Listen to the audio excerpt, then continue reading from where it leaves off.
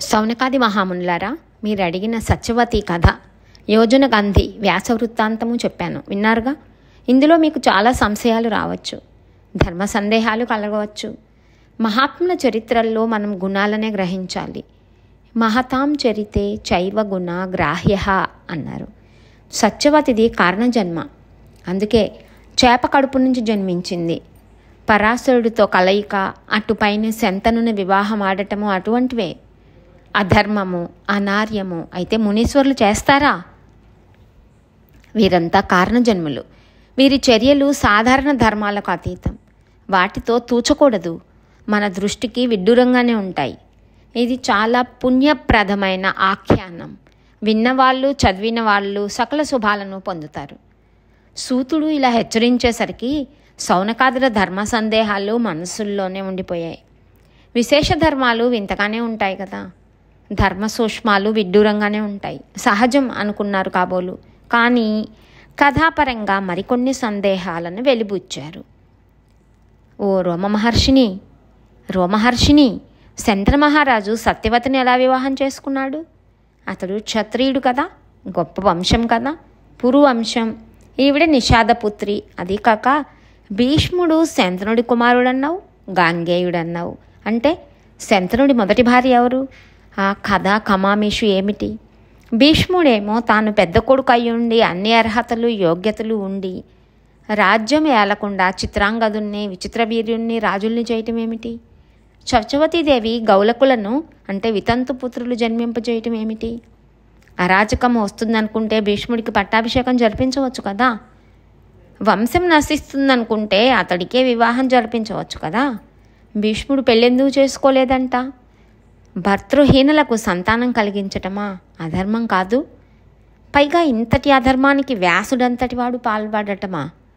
ధర్మాలన్నీ తెలిసినవాడు, పురాణాలు రచించినవాడు, వేదాలు విభజించినవాడు అంతటి వ్యాసుడు పరభార్యలతో, అందున సొంత సోదరుల భార్యలను కలవటమా?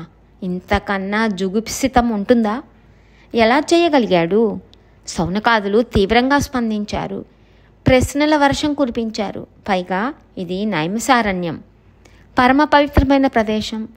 నువ్వేమో వ్యాస శిష్యుడివి, మహామేధావి, సందేహాలు తీర్చవలసినదే అని పట్టుబట్టారు.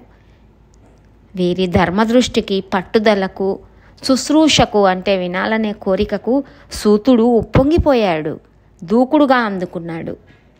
గంగా శంతను వృత్తాంతం. ఇక్ష్వాకు వంశంలో మహాభిషుడు అనే చక్రవర్తి ఉండేవాడు. ధర్మశీలుడు, సత్యసంధుడు. 1000 అశ్వమేధాలు, 100 వాజపేయాలు చేశాడు. ఇంద్రుణ్ణి సంతోషపెట్టాడు, స్వర్గంలో నివాసం పొందాడు.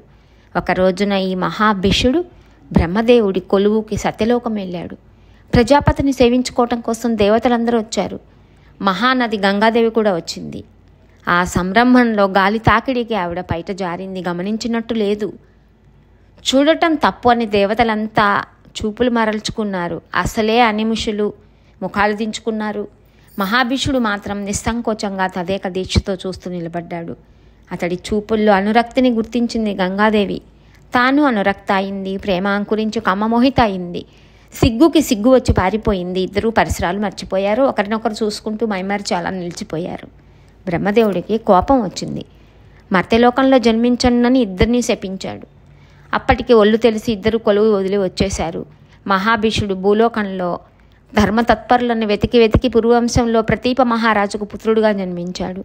ఆ కాలంలో అష్టవస్తువులు తమ భార్యలతో కలిసి ఆకాశంలో స్వేచ్ఛగా విహరిస్తూ వశిష్ఠుడి ఆశ్రమ ప్రాంతానికి వచ్చారు. అందులో ఒక వసువు పేరు ద్యౌహు అంటే ద్యువు. అతడి భార్య వశిష్ఠాశ్రమంలో నందినీ ధేనువును చూసింది. ఇది ఎవరి ఆవు అని ప్రశ్నించింది. ఇది వశిష్ఠుల వారిది అని చెప్పి ఊరుకోకుండా ద్యువు దాని విశిష్టతలు కూడా చెప్పాడు.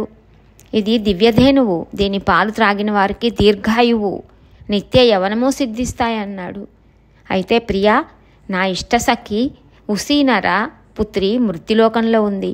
ఆమె కోసం దూడతో సహా ఈ గోవును తీసుకుపోదాం. దీని పాలు త్రాగి జరారోగ పీడలు వదిలించుకొని నా స్నేహితురాలు మళ్ళీ మనలో ఒకతే అవుతుంది, నిత్య యవనంతో క్రీడిస్తుంది. తీసుకుపోదాం పట్టు అంది. ఆ సమయంలో వశిష్ఠుడు ఆశ్రమంలో లేడు. ఫలపుష్పాదుల కోసం అడవిలోకి వెళ్ళాడు. ఇదే అదని అనుకొని ఆ వస్తువులు యనమండుగురు కలిసి ఆశ్రమంలో దిగారు. ద్యువు ప్రోత్సాహంతో నందిని ధేనువును అపహరించి తీసుకుపోయారు. కాసేపటికి వశిష్ఠుడు వచ్చాడు. నందిని కనిపించలేదు. అంతటా వెతికాడు. కొండలు కొనలు గాలించాడు. ఎక్కడా కనిపించలేదు. కోపం వచ్చింది. ధ్యానంలో కూర్చొని దివ్య దృష్టి సారించి చూశాడు.